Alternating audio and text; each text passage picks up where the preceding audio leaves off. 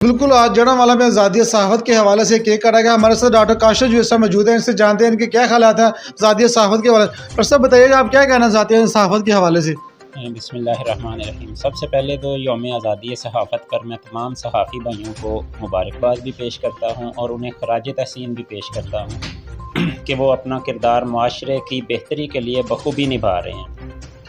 मेरा ये सहाफ़ी भाइयों को मशवरा भी है कि कोई छोटी मोटी अगर चपकलिश होती है तो वो आपस में इत्तेफाक से रहें और मिलजुल कर काम करें, क्योंकि वो एक माशरे का अहम सतून है और उनकी इस मुल्क के लिए बेशुमार कुर्बानियाँ हैं जिनको कि ज़ाया कभी भी कहा नहीं जा सकता।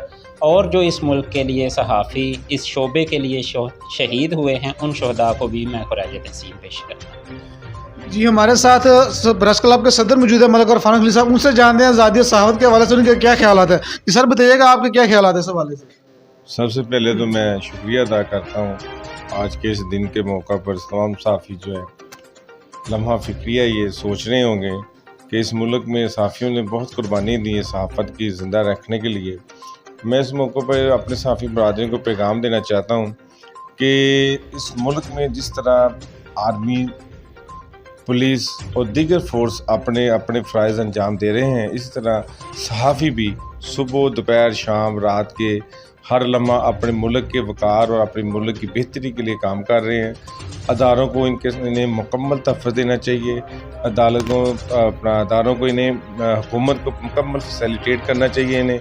इनके लिए भी हर जगह पे कॉलोनीज़, रहायशी कॉलोनीज़ और दीगर जो मराहत हैं वो देनी चाहिए।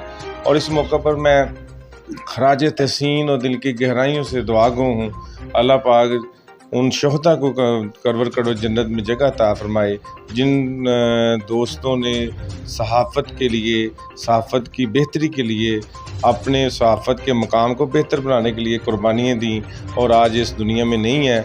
मैं उनको भी ख़राज तहसीन पेश करता हूँ और जो काम कर रहे हैं मैं उनके लिए दुआ गो हूँ। अल्लाह पाक सबको अपने ज़मान रखे।